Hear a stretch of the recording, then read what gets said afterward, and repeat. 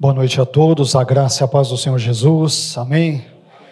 Graças a Deus, Deus nos permite que estejamos vivos para que possamos, dentre tantas outras coisas, prestar mais uma vez o culto que é devido ao nome dEle. E nós ficamos felizes, nos sentimos felizes por isso, amém? Que bom que você está aqui, que bom que Deus nos permitiu escolher estarmos hoje na casa do Senhor, podendo estar em tantos e tantos outros lugares, mas nós, pela graça de Deus, escolhemos estar na presença de Deus, juntamente com outros irmãos, para podermos prestar aí o culto que é devido ao seu santo, eterno, glorioso, majestoso e sublime nome. Meus irmãos, eu quero já sem demora, por favor, pedir que vocês abram as suas Bíblias no Evangelho de Marcos. Estamos hoje no nosso culto de ceia e orando a Deus e refletindo sobre que texto eu poderia trazer na noite de hoje para compartilhá-lo com os irmãos, alguns ensinamentos, algumas reflexões. Justamente me veio à mente esse texto do Evangelho de Marcos. Marcos no capítulo 2 e versículos 1 a 12. Marcos capítulo 2 e versículos 1 a 12. Uma passagem muito interessante, muito curiosa, muito bela, que trata do tema da cura de um homem paralítico. Fala sobre aquilo que Deus fez na vida de um homem por meio da instrumentalidade dos seus amigos. E é sobre esse texto belíssimo, muito interessante das Escrituras, que nós pretendemos meditar na noite de hoje. Marcos 2, versículos 1 a 12, diz o seguinte: Poucos dias depois, tendo Jesus entrado novamente em Cafarnaum, ouviu-se falar que ele estava em casa. Então muitos se reuniram ali, de forma que não havia lugar nem à porta, e Jesus lhes pregava a palavra. Alguns homens vieram até Jesus, trazendo um paralítico, carregado por 4 pessoas. Não podendo levá-lo até Jesus, por causa da multidão, removeram parte da cobertura do lugar onde Jesus estava, e pela abertura no teto baixaram a maca em que o paralítico estava deitado. Vendo a fé que eles tinham, Jesus disse ao paralítico: Filho, os seus pecados estão perdoados. Estavam sentados ali alguns mestres da lei, pensando no íntimo: por que este homem fala assim? Está blasfemando. Quem pode perdoar pecados senão somente Deus? Naquele momento, como Jesus sabia em seu espírito o que estavam pensando, disse-lhes: por que pensam essas coisas no coração de vocês? O que é mais fácil dizer ao paralítico: os seus pecados estão perdoados? Ou dizer: levante-se, pegue a sua maca e ande? Mas, para que vocês saibam que o Filho do Homem tem na terra autoridade para perdoar pecados, disse então ao paralítico: eu digo a você, levante-se, pegue a sua maca e vá para casa. Ele se levantou, pegou imediatamente a maca e saiu à vista de todos. Com isso, todos ficaram admirados e glorificavam a Deus, dizendo: nunca vimos nada igual. Amém? Que texto maravilhoso, né? Vamos pedir para o Senhor que use esse texto, use essa passagem bíblica para falar ao nosso coração, como Deus certamente usou para falar àquela audiência primeira, original, a qual Marcos ali se dirigiu.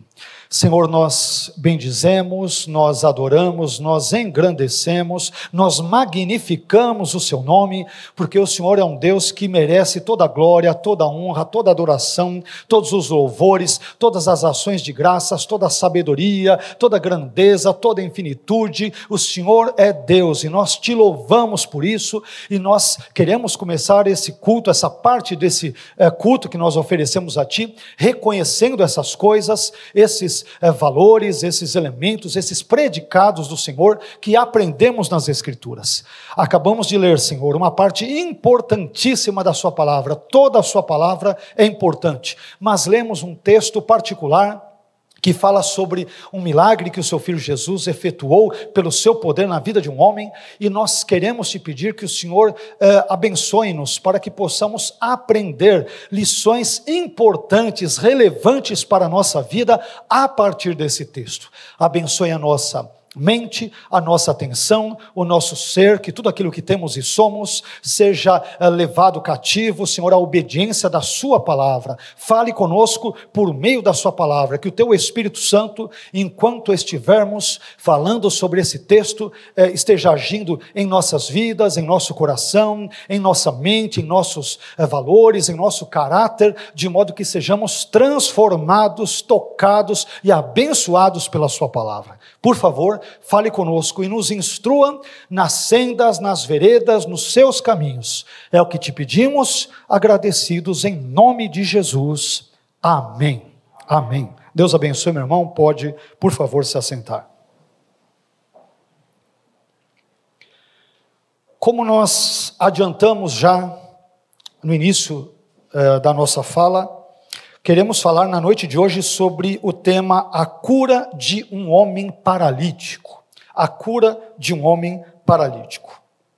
Eu já disse para os irmãos em outras ocasiões, em outras mensagens, em outras reflexões que aqui trouxemos, que uma das formas que temos de estudar e de compreender uma narrativa bíblica, e acabamos de ler parte de uma narrativa bíblica, se dá através da observação dos atos dos principais personagens presentes nela.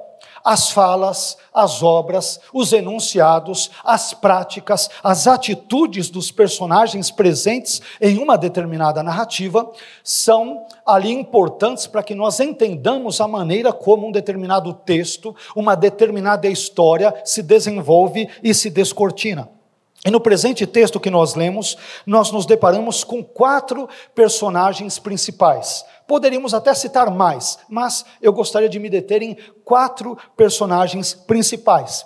A saber, Jesus, os amigos do homem paralítico, os mestres da lei e o próprio homem paralítico.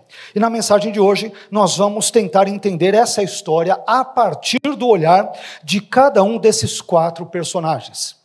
É evidente que como a história é uma só, e ela é curta, vez por outra, o olhar que esses personagens bíblicos trazem nesse texto poderão se sobrepor, mas eu creio que isso trará importantes e maravilhosas informações para a minha vida e também para a sua vida. Indo direto ao que nos interessa, o primeiro personagem para o qual nós queremos chamar a atenção dos irmãos é o Senhor Jesus. O primeiro personagem é o Senhor Jesus. E ao ler esse texto bíblico, meus irmãos, sob a perspectiva de Jesus, sob a ótica de Jesus, eu descubro, pelo menos, entre outras possibilidades, 6 tipos de olhares que Jesus lançou nesse texto. 6 tipos de olhares, e nós vamos ver cada um deles. Em primeiro lugar, lendo esse texto, eu descubro que Jesus olhou para a natureza espiritual ali, da necessidade das pessoas, e por isso pregou-lhes a palavra. Jesus, em primeiro lugar, ele olha para a natureza espiritual da necessidade das pessoas, e é por isto, por esta razão, por este motivo, por esta causa, que Jesus prega-lhes nada mais, nada menos do que a palavra de Deus. Por favor, acompanhe comigo o que diz Marcos 2, versículos 1 e 2. Poucos dias depois, tendo Jesus entrado novamente em Cafarnaum, ouviu-se falar que ele estava em casa. Esse texto é muito interessante, esse primeiro versículo, porque ele é repleto de debates entre os estudiosos. Há quem pense que Jesus estava na casa dele. Então vocês vão encontrar comentaristas, se lerem bons comentários do Evangelho de Marcos, referentes ao capítulo 2 e versículo 1 desse texto que ora estamos lendo, os irmãos encontrarão parte dos estudiosos dizendo que Jesus estava na sua própria casa, o que seria interessante e eu diria, tornaria esse milagre ainda mais grandioso do que é. Se é que podemos assim dizer. Mas se também não foi na casa dele, na casa própria dele, ou numa casa, digamos que talvez discípulos e outras pessoas que patrocinavam seu ministério, teriam comprado para ele em Cafarnaum, enfim, é importante sabermos que ocorre aqui um relevante milagre.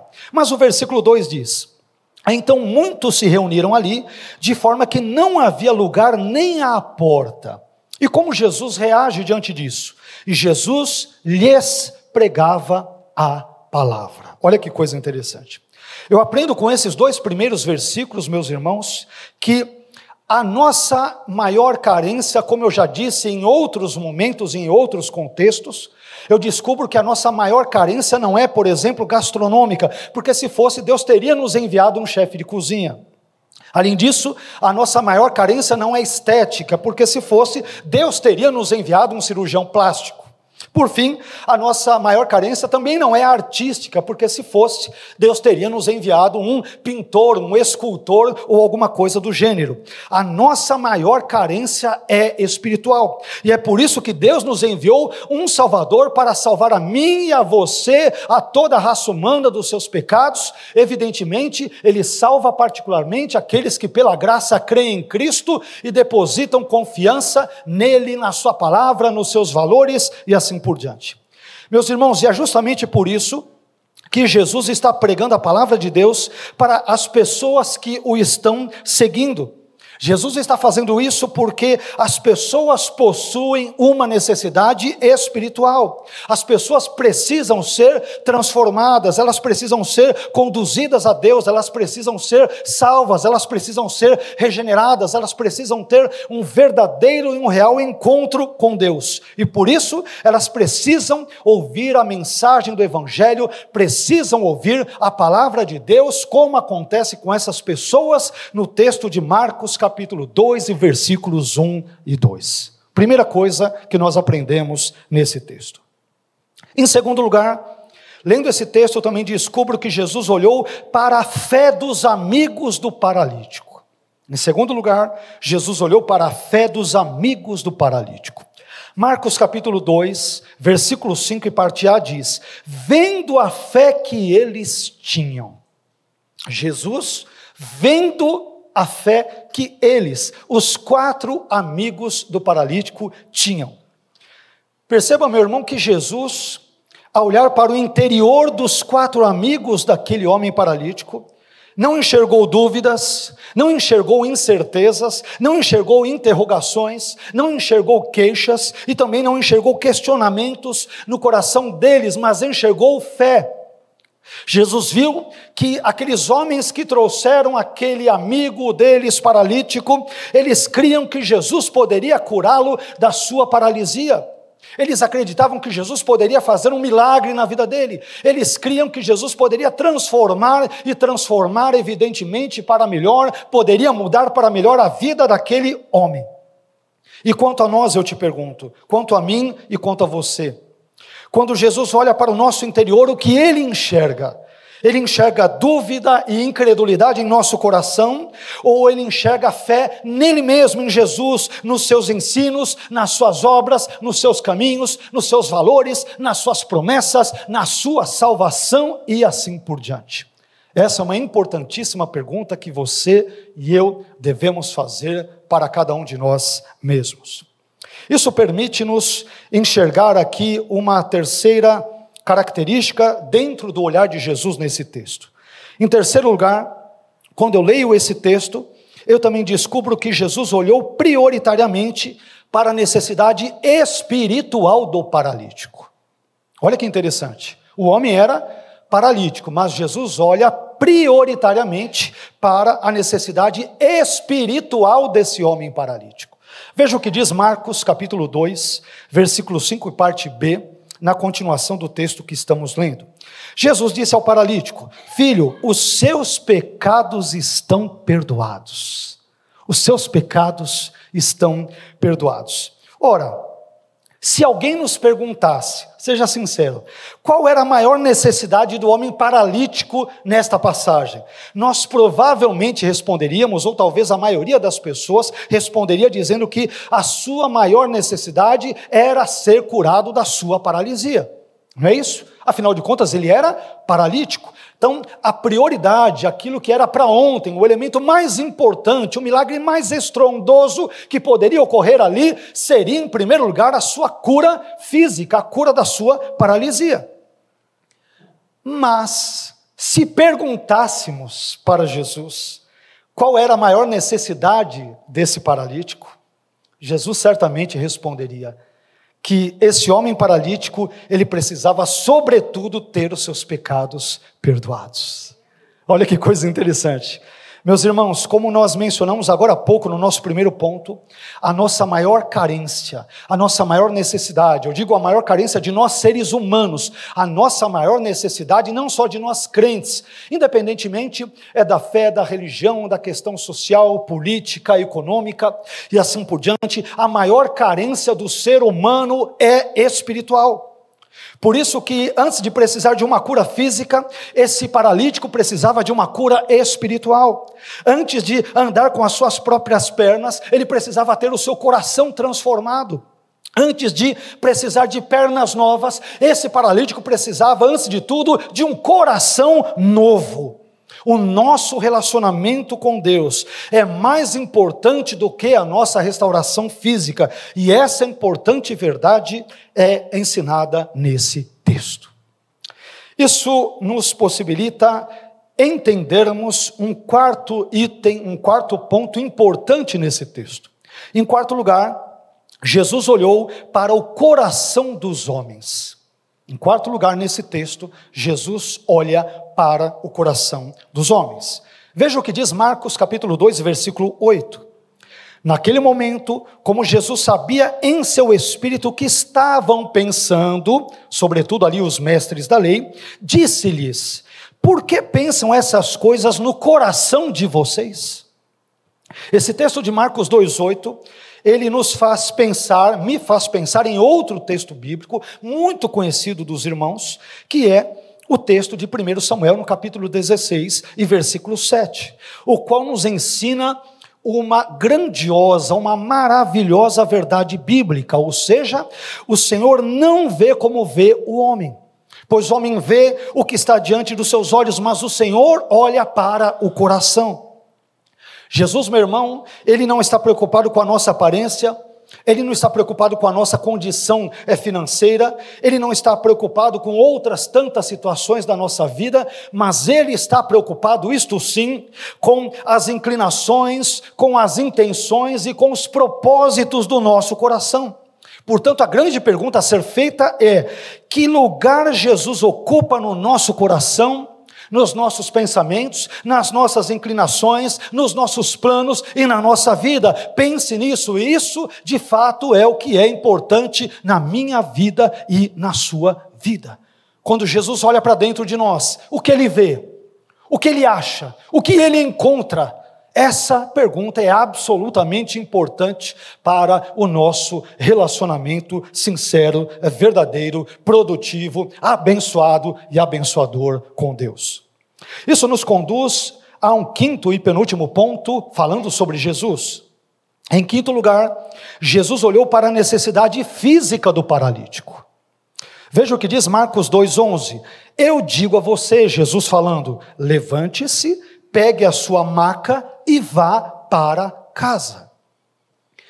Observe que não é porque a nossa maior carência é espiritual, como eu deixei bem claro e enfatizei, e o texto também enfatiza isso, não é porque a nossa maior carência seja espiritual, que Jesus não se importará também com as nossas carências e necessidades físicas. Ora, o mesmo Jesus que quer perdoar os nossos pecados, é o mesmo que também quer justamente curar as nossas enfermidades. Portanto, oremos a Deus e busquemos a sua face, cientes de que Ele pode nos curar. Ele pode realizar um milagre na nossa vida, como realizou na vida desse paralítico anônimo do texto de Marcos, capítulo 2, versículos 1 a 11. Isso nos permite ir para um sexto e último ponto, meus irmãos, sobre Jesus. Temos ainda outros personagens para destacar e para comentar as perspectivas dos outros personagens nesse texto. Em sexto e último lugar, Jesus olhou para a necessidade de glorificar a Deus. Em sexto e último lugar, Jesus olha nesse texto para a necessidade de glorificar a Deus. Veja o que diz Marcos 2:12. Ele, ou seja, o homem paralítico, se levantou, pegou imediatamente a maca e saiu à vista de todos. Olha qual foi o resultado disso tudo. Com isso, Todos ficaram admirados e glorificavam a Deus, dizendo: nunca vimos nada igual. Isso é interessante porque em 1 Coríntios 10, 31, um texto bíblico que eu cito até com certa frequência aqui no culto, gosto muito desse texto. Em 1 Coríntios 10, 31, Paulo diz: portanto, quer comais, quer bebais ou façais qualquer outra coisa, fazei tudo para a glória de Deus. Meu irmão, ninguém viveu esse texto bíblico tão verdadeiramente, tão profundamente como Jesus. Por quê, pastor? Porque tudo que Jesus fazia visava glorificar a Deus. Tudo, absolutamente tudo.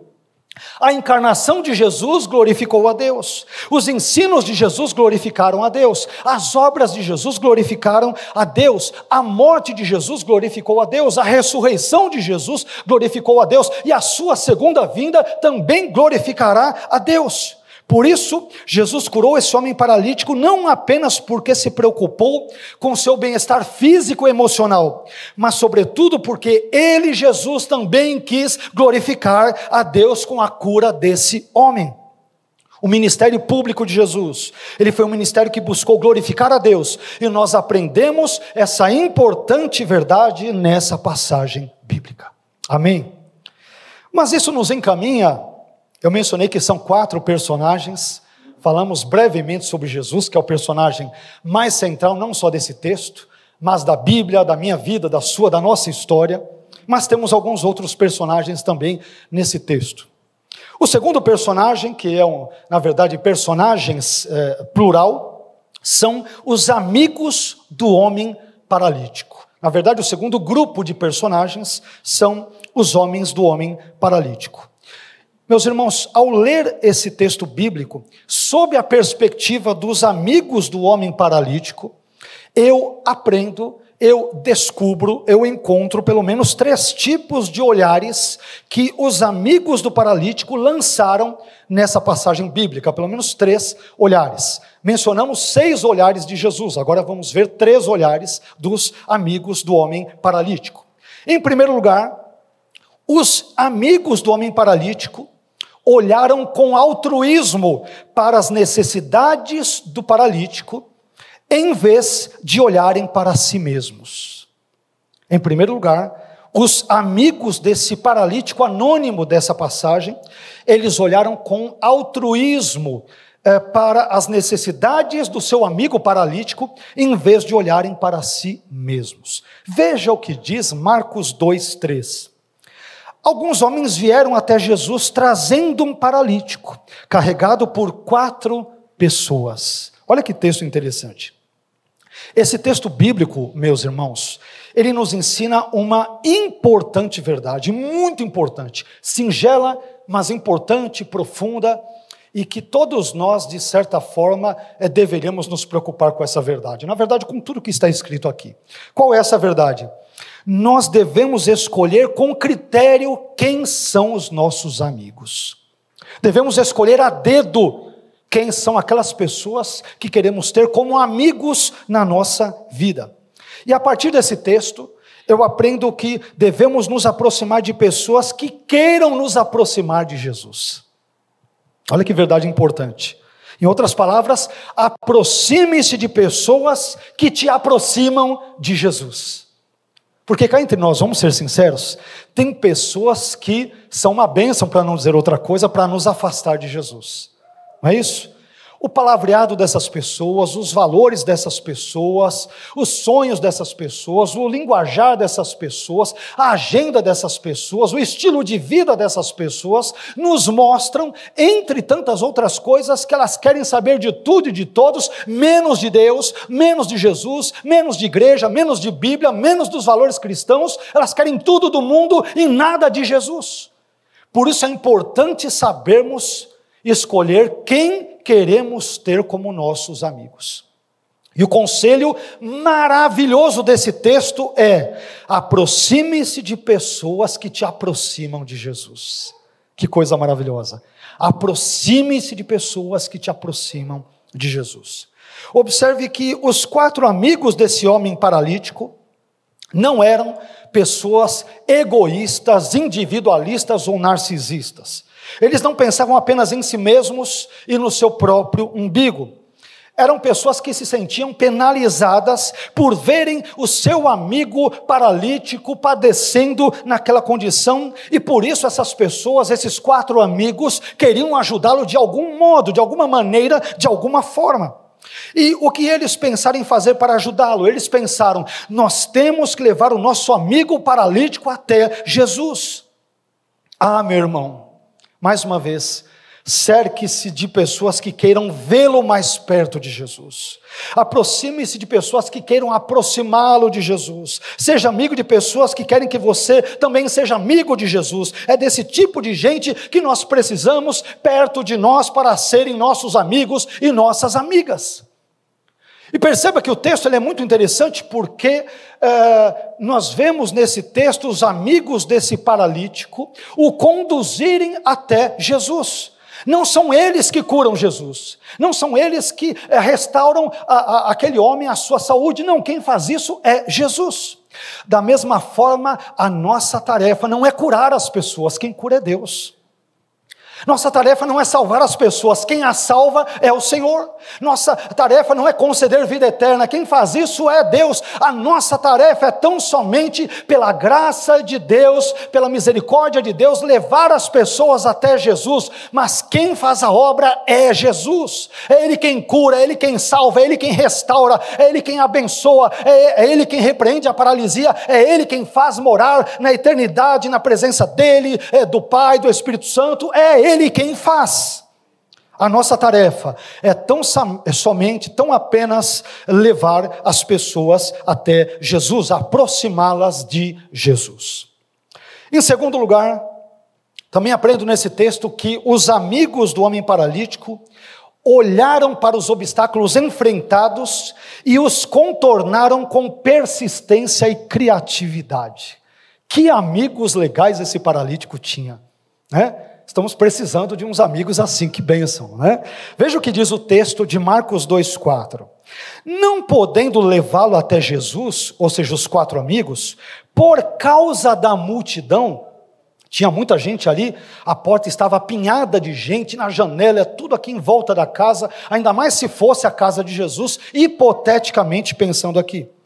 Continuando, não podendo levá-lo até Jesus por causa da multidão, removeram parte da cobertura do lugar onde Jesus estava. Eu fico imaginando se a casa fosse de Jesus, o que não seria, né? Senhor dá licença que eu vou destelhar a sua casa, eu vou arrancar tudo aqui, as telhas, depois a gente coloca no lugar. É claro que não existiam telhas naquela época, estamos brincando, né?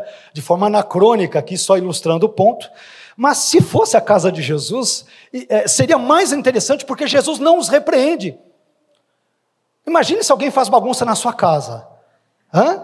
Vai alguém lá na sua casa, de repente leva crianças pequenas, leva outras pessoas, adolescentes, de repente você vê ali, ai meu Deus, aquele copo vai quebrar, ah não, aquela televisão vai cair, ah meu Deus do céu, a geladeira vai tombar, ah mas eu não sei o que vai acontecer, cai o teto, a casa é destelhada e Jesus olha, nós não vemos nenhuma reprimenda, nenhuma crítica, porque Jesus sabe que aqueles homens intencionam tão somente ver o seu amigo paralítico curado. Jesus não está preocupado com telhas, Ele não está preocupado com o estofo da casa, Ele está preocupado com a vida transformada de um homem que vale infinitamente mais do que todas as coisas. Perceba que os 4 amigos desse homem paralítico, meus irmãos, não eram apenas pessoas altruístas, aquele que se preocupa com o outro, né? Uma pessoa que é altruísta é aquele que se preocupa mais com o outro do que consigo mesmo. Ele se preocupa com o próximo. Essas pessoas, em nenhum momento, observe, elas pedem para Jesus algo para elas mesmas. Ô Jesus, minha conta está negativa, por favor, faça um Pix. Não, você não vê. Ô Jesus, minha mãe não está bem, meu pai não está bem, fulano está ruim, minha empresa não está andando direito. A preocupação deles é: Jesus, nós temos um amigo paralítico, olhe por ele, tenha misericórdia dele, tenha compaixão dele, é nosso amigo, se ele estiver bem nós vamos estar bem, se ele for curado nós vamos ser abençoados, a felicidade dele é a nossa felicidade, Jesus. Que coisa maravilhosa. Perceba que esses 4 homens Eles se depararam com vários obstáculos para levarem o seu amigo paralítico até Jesus, mas eles não desistiram diante dos obstáculos enfrentados, diante de todos os problemas que se lhes apresentam. Eles não voltam atrás. Em vez disso, eles enfrentam e superam os obstáculos de forma persistente, de forma amorosa e de forma, diríamos, como vocês perceberam, muito criativa, profundamente criativa. Irmãos, diante de determinados problemas da vida, e quem de nós não os enfrenta, devemos pedir a Deus uma dose de criatividade, de sabedoria para lidar com eles. Não é isso? Poxa, eu tive um problema X, não vou poder mais trabalhar nessa área, mas será que não dá para comprar um carrinho de cachorro-quente e vender? Será que não dá para comprar ali um pacote de balas, de doces, outras coisas, salgados e vender? Quer dizer, se o plano A falhou, se o plano A deu errado, se o plano A não deu certo, Deus me dê sabedoria, me dê criatividade, me dê persistência, me dê ousadia, porque as contas chegam, os boletos chegam, eu tenho que cuidar da casa, cuidar da minha família, que o Senhor me dê graça, que o Senhor me dê criatividade para agir de forma X, a fim de abençoar a minha família. Mas observe mais uma vez que esses 4 homens superaram, enfrentaram seus obstáculos e os venceram de forma persistente e criativa. Eles simplesmente removeram parte do teto da casa dentro da qual Jesus estava, possivelmente a casa do próprio Jesus, possivelmente, não tem como nós termos certeza disso, mas isso é possível, né? Embora exista muita discussão sobre isso, mas eles fazem isso para que pudessem descer o seu amigo paralítico até Jesus, para que Jesus o visse e portanto o curasse, restaurasse a sua saúde. Quem aqui já mudou de endereço, sabe o transtorno que é carregar um fogão, não é isso? Carregar um sofá, carregar uma geladeira, enfim, transportar essas coisas todas para a casa nova, não é isso mesmo? Você tem que contratar ou uma empresa de mudanças, ou tem que chamar os amigos para levarem os móveis no braço. A televisão, a geladeira, o sofá, panelas, aquela coisa toda no braço, não é isso? E tudo isso é muito cansativo e causa uma série de transtornos. Agora, tendo isso em mente, observe com atenção a atitude desses 4 amigos do homem paralítico. Eles não estão transportando o sofá, não estão transportando uma TV de LED, não estão transportando um rack, não estão transportando uma cama, não estão transportando um sofá, estão transportando uma pessoa paralítica. Pessoas requerem maiores cuidados do que coisas, do que móveis, do que objetos. E aí, para o nosso assombro e agonia, quando nós lemos esse texto, a multidão fechou todos os acessos à casa onde Jesus estava, impedindo assim aqueles 4 homens de levarem o seu amigo paralítico até Jesus. Às vezes, meus irmãos, é só graça, né? Queremos levar pessoas até Jesus, o tempo fecha do nada, estou usando aqui uma metáfora, todos os rolos acontecem. Todos os problemas, você quer levar alguém até Jesus, você está evangelizando, você está orando pela pessoa, você está investindo na vida dela, talvez um marido que seja incrédulo, talvez um parente, talvez um amigo do trabalho, e tudo estava transcorrendo às mil maravilhas, e de repente parece que tudo começa a dar errado. Surgem problemas de onde você nem imaginava que eles existiam. Mas diante disso, voltando ao texto, aqueles 4 homens tiveram uma brilhante, mas arriscada ideia, sobretudo imaginando que eles pudessem estar na casa de ninguém mais e ninguém menos do que o próprio Jesus. Eles tiveram uma ideia muito arriscada, mas também brilhante. Eles pensaram, vamos tirar as madeiras, o madeiramento e os ramos que hipoteticamente funcionam como telhado naquele contexto, nessa casa, e vamos baixar o nosso amigo paralítico daqui até Jesus, amarrem bem aí, ou nas cordas, ou nos panos, e ele não pode cair de jeito nenhum, senão a situação fica pior ainda, mas Jesus pode fazer um milagre na vida dele, Jesus pode curá-lo, Jesus pode abençoar a vida do nosso amigo, e nós estamos interessados em ver o nosso amigo bem. Amigo é aquele que deseja o bem do outro. Ele quer ver o seu amigo bem. Ele torce pelo seu bem, ele ora pelo bem, ele ajuda, ele fica feliz quando vê o outro bem, ele não sente inveja, ele sente uma profunda alegria, porque a alegria do seu amigo, a felicidade do seu amigo é a sua alegria e é também a sua felicidade. Olha que coisa maravilhosa. Mas isso, meus irmãos, isso é que é persistência. Isso que é demonstração de amor pelo amigo, isso que é criatividade. Mais uma vez, perceba que esses 4 homens não apenas creram que Jesus poderia curar o seu amigo paralítico, eles também agiram de forma condizente, consoante com essa fé. Portanto, observe que a fé bíblica, a partir inclusive do exemplo desses 4 amigos, a fé bíblica é uma fé operosa, é uma fé que exige ação, não é uma fé que fica de braços cruzados, é uma fé que entra em atividade. Eles creram que Jesus poderia curar aquele homem e agiram de forma condizente com a sua fé. Vamos arrancar o telhado, porque é hoje que o nosso amigo vai sair daqui andando. É hoje. Mas vai causar transtornos. Nós cremos que Jesus pode fazer algo, mas vamos agir de forma correspondente a essa fé. É aqui que muitas vezes, meus irmãos, eu e talvez alguns dos irmãos errem. Às vezes cremos que Jesus pode fazer um milagre. Às vezes cremos que Jesus pode operar. Às vezes cremos que o Senhor pode restaurar um marido, uma esposa, um filho, um amigo, pode salvar um parente e assim por diante. Às vezes nós até cremos, mas nós agimos na contramão da nossa fé. Parece que as nossas obras, elas estão na contramão daquilo que cremos ou dizemos crer. Com esses 4 amigos, não. Eles creram que Jesus poderia curar o seu amigo e agiram de forma condizente. Vamos arrancar o telhado, vamos arrancar esse madeiramento, esses ramos, esses galhos que eventualmente, talvez com pedaços de barro, cubram e funcionem como teto, porque Deus vai curar o nosso amigo. Jesus irá realizar um milagre na vida dele. Meu irmão, porque eles creram, então eles destelharam aquela casa para poder descer o seu amigo paralítico até Jesus. Que Deus nos ajude para que a nossa fé não seja uma fé teórica, mas uma fé que se desdobre em prática, que seja acompanhada de atos condizentes com aquilo em que cremos ou aquilo em que dizemos crer. Essa importante lição nós aprendemos nesse texto. Por fim, os amigos, em terceiro lugar, os amigos do homem paralítico, olharam para Jesus com fé.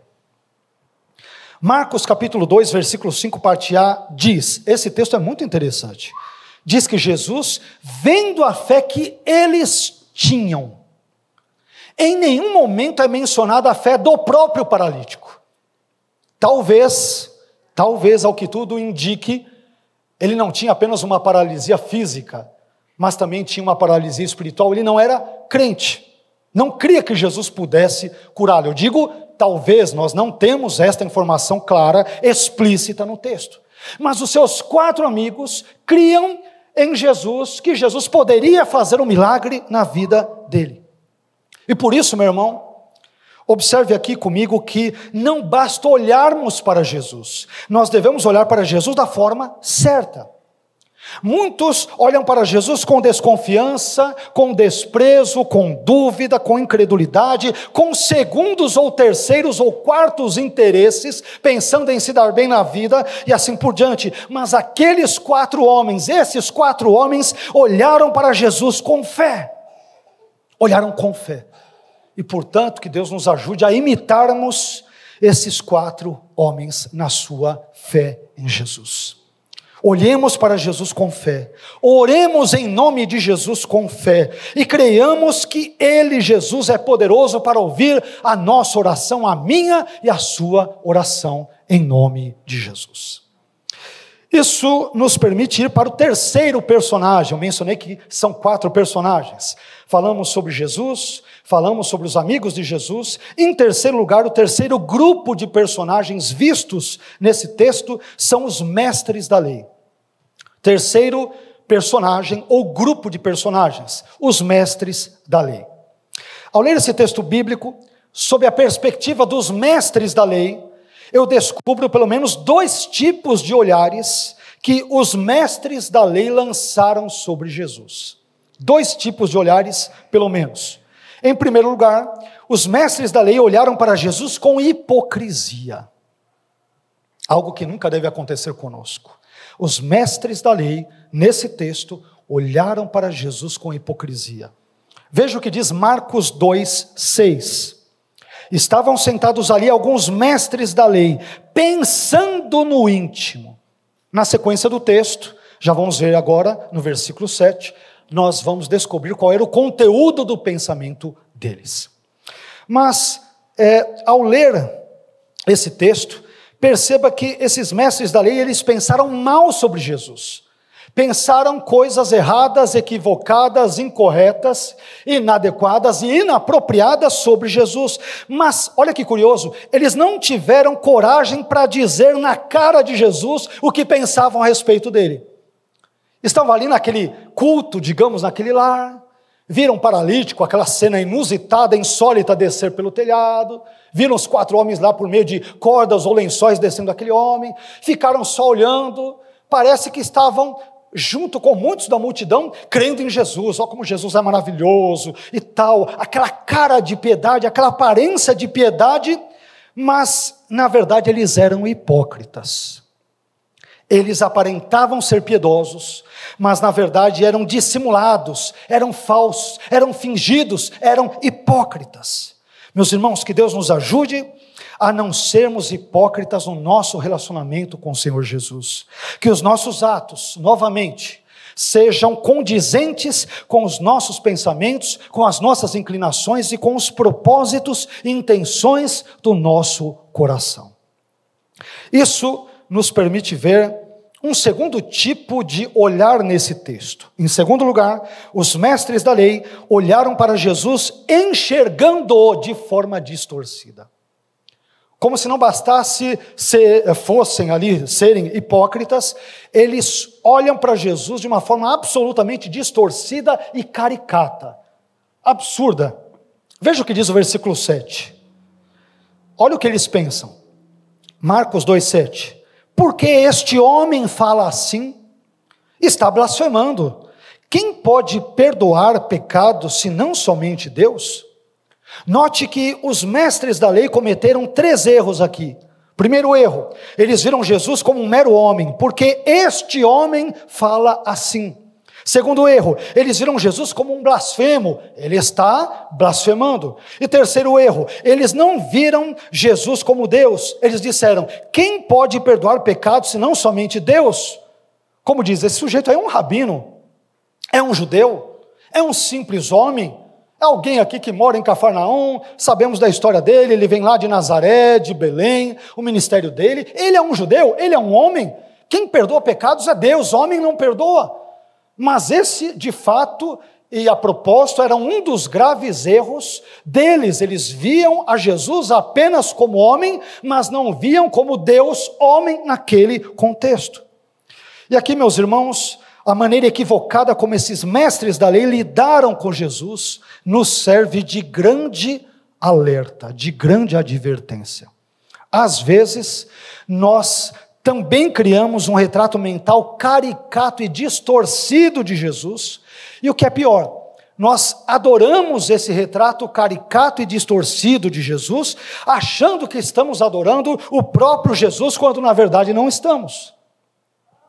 Estava vendo esses dias aí a entrevista ali do personagem que faz ali Jesus no The Chosen, e ele disse que chegou ao conhecimento dele que muitas pessoas, quando oravam a Deus, em nome de Jesus, pensavam nele, né? Jesus sendo ele, né? O Jonathan Rumi. Então, muitas pessoas orando a Deus ali, pensando nele. É evidente que isso é um retrato caricato, absurdo, ridículo, antibíblico e assim por diante. Portanto, que Deus nos ajude a termos uma ideia adequada do seu Filho Jesus, e essa ideia adequada de Jesus, imagine, ela encontra-se onde? Na Bíblia. Leia, portanto, a Bíblia, e você e eu teremos um retrato adequado correto, bíblico, apropriado, santo, verdadeiro, verossímil da pessoa e das obras do Senhor Jesus Cristo de Nazaré. Amém? Por fim, chegamos aqui ao quarto personagem no texto. Estamos caminhando agora para o final. Ao ler esse texto bíblico, meus irmãos, sob a perspectiva do homem paralítico, já vimos a perspectiva de Jesus, já vimos a perspectiva dos amigos do homem paralítico, já vimos a perspectiva brevemente dos mestres da lei, e por fim, vamos ver a perspectiva do próprio homem paralítico. E ao ler esse texto, sob a perspectiva do homem paralítico, nós podemos encontrar pelo menos 3 tipos de olhares que o paralítico lançou nessa história bíblica. Em primeiro lugar, o homem paralítico olhou para os seus amigos para poder ser ajudado por eles. Ele olha para os seus amigos, ele depende deles, ele precisa deles. Ele não tem mobilidade nas suas pernas, ele precisa, portanto, das pessoas. Ele conta com a ajuda, com a generosidade, com o amor, com a compaixão das pessoas. Veja o que diz Marcos 2:3. Alguns homens vieram até Jesus trazendo um paralítico carregado por 4 pessoas. Como nós dissemos bem no início da nossa mensagem de hoje, meu irmão, aprenda a estar próximo de pessoas que te aproximem de Jesus. E não de pessoas que te distanciem de Jesus, pessoas que te afastem de Jesus. O que tem de pessoas que desejam o nosso mal e que querem nos ver longe de Deus, da casa de Deus, do reino de Deus, de Jesus, do Espírito Santo, das Escrituras, da vida eterna com o Deus Trino, Pai, Filho e Espírito Santo, como diria o outro, não está no gibi. Tem muita gente que quer nos ver, para não dizer aí, para não contar o diabo, os demônios, assim por diante, para falar de pessoas, mas tem muitas pessoas que querem nos ver distantes de Jesus. Não nos aproximemos dessas pessoas no sentido de estabelecermos uma comunhão íntima, uma amizade verdadeira, lembrando as advertências profundas e importantes que o Salmo 1 nos faz quanto a vivermos, andarmos e pararmos no caminho do ímpio. Em segundo lugar, o homem paralítico olhou para Jesus para poder obter perdão, o perdão dos seus pecados. Marcos capítulo 2, versículo 5, parte B, diz: Jesus disse ao paralítico: filho, os seus pecados estão perdoados. Alguns se aproximam de Jesus, como dissemos agora há pouco, para obter bênçãos, para obter dinheiro, para obter fama, para obter lucro e assim por diante. Mas esse paralítico anônimo desse texto, ao se aproximar de Jesus, ele obteve aquilo que há de mais importante para a vida de um ser humano. Além de obter a cura da sua enfermidade, ele também obteve o que há de mais importante para a vida de qualquer ser humano, ou seja, ele obteve o perdão dos seus pecados. Meu irmão, e assim como Jesus perdoou os pecados desse homem paralítico, ele também pode perdoar os meus e os seus pecados nessa noite. Se nós nos confessarmos, se nós nos deixarmos, se nós nos abandonarmos e se nós nos ajoelharmos aos pés da cruz e contarmos com a graciosa providência de Deus, o seu perdão e a sua compaixão, Ele nos abençoará profundamente nessa noite. Amém? Por fim, indo para o terceiro e último ponto, lendo esse texto, eu descubro que o homem paralítico olhou para a sua vida antes e depois do seu encontro com Jesus. Veja só que coisa importante. Em terceiro e último lugar, o homem paralítico desse texto, ele olhou para a sua vida antes e depois do seu encontro com Jesus. Veja o que dizem ali os versículos finais, por favor. Marcos capítulo 2, versículos 11 e 12. Parte A. Eu digo a você, Jesus dizendo, levante-se, pegue a sua maca e vá para casa. Versículo 12, parte A. Ele, ou seja, o paralítico, se levantou, pegou imediatamente a maca e saiu à vista de todos.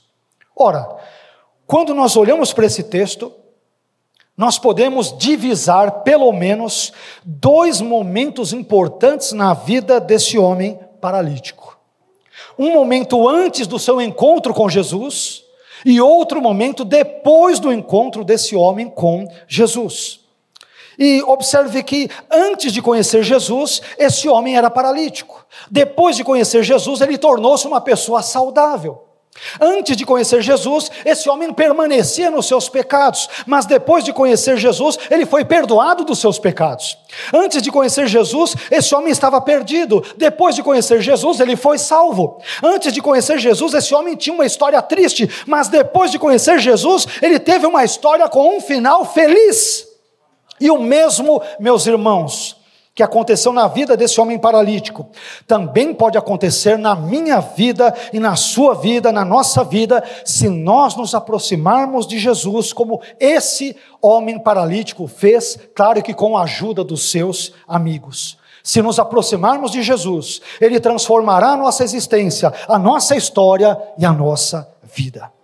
Eu gostaria de concluir essa mensagem dizendo que esse texto bíblico que lemos de Marcos 2, versículos 1 a 12, nos ensina, finalmente, a título aqui de conclusão, pelo menos 3 lições principais. Primeira, nos aproximemos de pessoas que, de fato, nos aproximam de Jesus. Pessoas que querem nos ver mais perto, mais próximos de Jesus. Segunda, não meça esforços para aproximar as pessoas de Jesus, como os 4 amigos desse homem fizeram. Terceira, somente Jesus pode mudar a nossa vida e a nossa história. Somente Ele e ninguém mais. E não se esqueça também, que antes de satisfazer as nossas necessidades e carências físicas, o mais importante de tudo, é que sejamos curados espiritualmente. Antes de dar pernas para esse homem andar, Jesus, perdoou os seus pecados. Todos nós aqui, a começar por mim sobretudo, precisamos hoje do perdão dos nossos pecados. Amém? E aquele que curou esse homem paralítico está aqui para perdoar os meus e os teus pecados. Ele está conosco aqui nessa noite.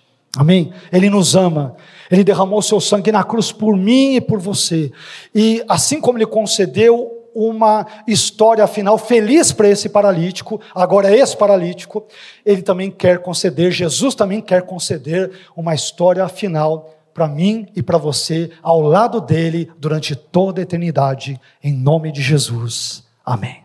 Amém? Vamos ficar em pé, vamos orar a Deus, vamos agradecê-lo por tudo aquilo que Ele bondosamente falou ao nosso coração nesse momento.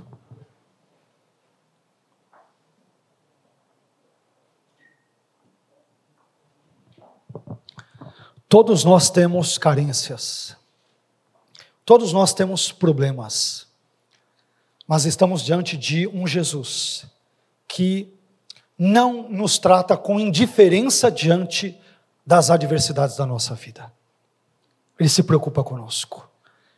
E o Jesus desse texto, o Jesus da Bíblia, ele olhou para o interior dos corações daqueles 4 amigos, bem como para o interior do coração dos mestres da lei, e viu tanto a fé, quanto viu também a dúvida, a incerteza e a reclamação nos pensamentos de outros. Meus irmãos, que Deus nos ajude a sondarmos o que se passa no nosso coração. Não é isso que o salmista diz no Salmo 139? Senhor, sonda-me e conhece o que há dentro de mim. Vê se há em mim algum caminho mau, tira-me desse caminho e guia-me para o caminho eterno. Irmãos, as intenções e inclinações do nosso coração, dos nossos pensamentos, são coisas muito importantes.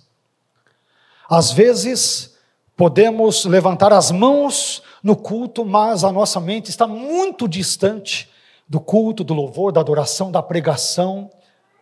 Por N situações, talvez tenhamos tido um dia ruim, e todos nós somos suscetíveis a termos um dia ruim. Acabamos de ver aqui, estamos com vários irmãos adoentados que não puderam, infelizmente, estar conosco hoje, agora. A irmã Wilce, que ainda está no hospital, o Miguel, que está com dengue, a Vitória, que está também ali adoentada, o irmão Clóvis também, que está com problemas de saúde, entre tantas outras situações. Mas, meus irmãos, que Deus nos ajude a não agirmos diante dele e para com ele de forma hipócrita. Amém?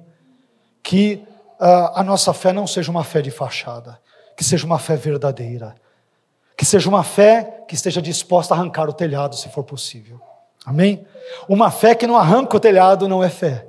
É uma teoria, é uma fé abstrata, é uma fé teórica. A fé verdadeira, ela age, ela é operosa, ela funciona, ela entra em atividade. A fé verdadeira arranca o telhado quando isto é necessário. Amém? Talvez você tenha fé, talvez você creia que Deus possa fazer muitas coisas na sua vida, mas hoje Deus confronta a você e a mim, dizendo-nos que não basta crermos, é importante que hajamos de forma consoante e correspondente à nossa fé. Afinal de contas, como Tiago já disse, nos lembra, a fé sem obras é um belo defunto, é morta, é morta. Que Deus nos dê fé e obras, amém? Que Deus nos ajude a subir no telhado e arrancar as telhas se for necessário. Estou usando, obviamente, uma linguagem ilustrativa e metafórica. Às vezes temos fé demais e obras de menos. Cremos que Deus é maravilhoso, mas na prática agimos como se fôssemos verdadeiros incrédulos. Que Deus nos ajude a arrancar o telhado. Amém? Fecha os teus olhos.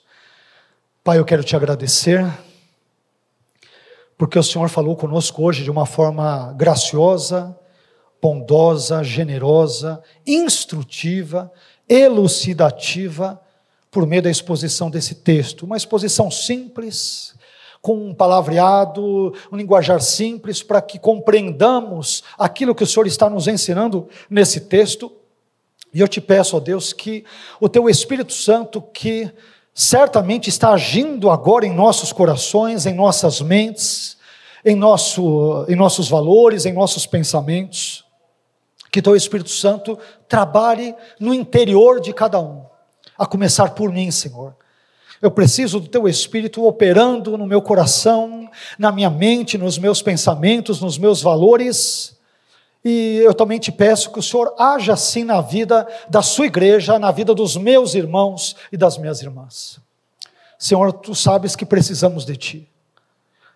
Mas aprendemos nessa noite que, embora a cura física seja importante, o mais importante é a nossa restauração espiritual. É estarmos em paz com o Senhor mesmo, e não em guerra. É sermos perdoados dos nossos pecados. E, portanto, o mais importante é que nos arrependamos dos nossos pecados, a fim de que encontremos o seu gracioso e divino perdão, Senhor. Obrigado porque o Senhor curou a vida deste homem, não apenas em termos físicos, mas ele foi salvo, ele foi perdoado, Senhor. E eu te louvo por isso. Estamos aqui nesse culto de ceia e te pedimos desde já perdão pelos nossos pecados, que a propósito, por sinal, não são poucos, são muitos. Tenha misericórdia de nós, Senhor. Tenha misericórdia da minha vida, da vida dos meus irmãos, que possa haver perdão nas nossas vidas, que possamos experimentar o seu divino e gracioso perdão na noite de hoje. Cuide de nós, Senhor. Cuide dos nossos pensamentos, dos nossos sentimentos, das nossas inclinações. Ajude-nos a não sermos dissimulados, Senhor. Ajude-nos a não sermos hipócritas, falsos, fingidos. Ajude-nos a adorarmos ao Senhor em espírito e em verdade. Porque sabemos que o Senhor procura a tais adoradores. E que o Senhor os encontre aqui nessa noite, Senhor. Sonde-nos, transforme-nos e faça na nossa vida aquilo que ninguém mais pode fazer, só o Senhor pode. Precisamos da sua graça, precisamos do seu agir providencial, precisamos sobretudo, como esse paralítico precisamos do seu perdão, restaurador e abençoador. É o que nós te pedimos nessa noite, em nome de Jesus, amém, amém.